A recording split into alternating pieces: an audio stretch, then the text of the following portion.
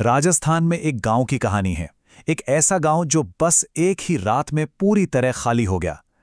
पीछे रह गई तो सिर्फ खामोशी और एक ऐसा सवाल जो आज तक अनसुलझा है। तो आइए जानते हैं कुलधरा की इस रहस्यमयी कहानी को।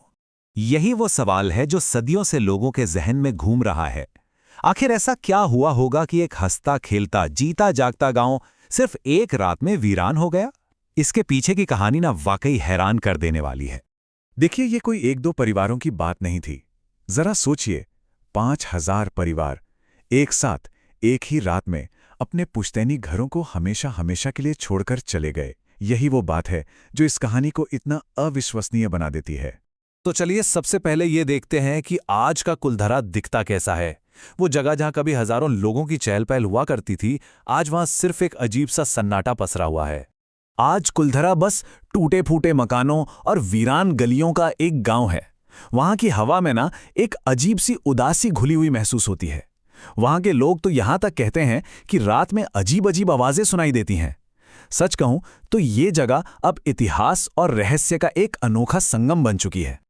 अच्छा, इस वीराने को ठीक से समझने के लिए हमें थोड़ा समय में पीछे जाना होगा, करीब 200 साल पीछे। उस दौर में जब कुलधरा का एक सुनहरा अतीत था और यहां जिंदगी मुस्कुराती थी। जी हाँ, ये गांव हमेशा से ऐसा वीरान नहीं था। एक वक्त था जब कुलधरा व्यापार और खेतीबाड़ी से खूब फलता फूलता था। यहाँ के लोग काफी खुशहाल थे और सब कुछ एकदम शांति से चल रहा था। इस गांव में पालीवाल ब्राह्मणों का समुदाय रहता था।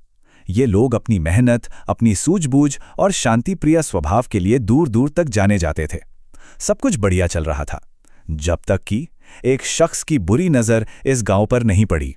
कहते हैं ना, अच्छी चीजों को नजर लग जाती है। बस गांव की इसी शांति और खुशहाली को भी नजर लग गई और कहानी में एक ऐसा मोड़ आया जिसने सब कुछ हमेशा के लिए बदल कर रख दिया। इस कहानी का विलन था रियासत का दीवान सालम सिंह। बड़ा जालिम और अय्याश आदमी था। उसकी गंदी नज़र गांव की एक लड़की पर पड़ गई और उसने ठान लिया कि वो किसी भी कीमत पर उस लड़की को हासिल करके रहेगा। बस उसकी इसी जिद ने कुलधरा के विनाश की कहानी लिख दी। अब पालीवाल ब्राह्मणों के सामने एक बहुत मुश्किल घड़ी थी। उन्हें एक ऐसा फैसला लेना था जो न सिर्फ उनका बल्कि उनकी आने वाली पीढ़ियों का भविष्य भी तय करने वाला था। देखिए, चुनाव बिल्कुल साफ था। एक तरफ दीवान की जालिम जिद थी तो दूसरी तरफ पूरे गांव का मान सम्मान। अब ये लड़ाई सिर्फ एक लड़की की इज्जत की नहीं थी, बल्कि ये पूरे समुदाय के आत्मसम्मान की लड़ाई बन चुकी थी। तो कहानी का सफर कुछ ऐसा था। एक फलता फूलता गांव, फिर उस पर हुआ दीवान का अत्याचार। गांव वालों ने अपने सम्मान के लिए एक बहुत बड़ा फैसला लिया। हजारों परिवारों ने रातों रात गांव छोड़ दिया और जाते जाते गांव को एक श्राप दे गए।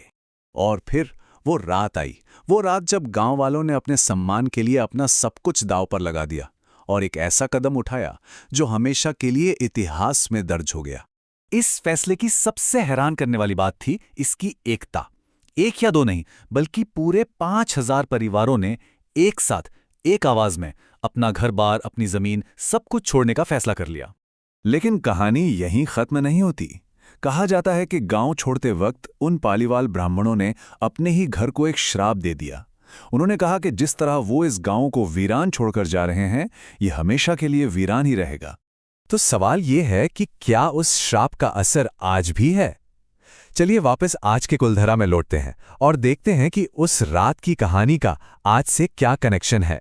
और हैरानी की बात यह है कि कुलधरा आज तक दोबारा कभी नहीं बस पाया। कई लोगों ने कोशिश की, लेकिन ये गांव वीरान का वीरान ही है। ये बात उस श्राप की कहानी को और भी पुख्ता कर देती है। ये रहस्यमयी गांव आज भी भारत के राजस्थान में मौजूद है। जैसलमेर शहर से कुछ ही दूरी पर कुलधरा अब एक मशहूर टूरिस्ट स्पॉट बन चुका है, जहां दुनिया भर से लोग इस अनकही कहानी को महसूस करने के लिए आते हैं। तो कुलधरा की कहानी आखिर है क्या?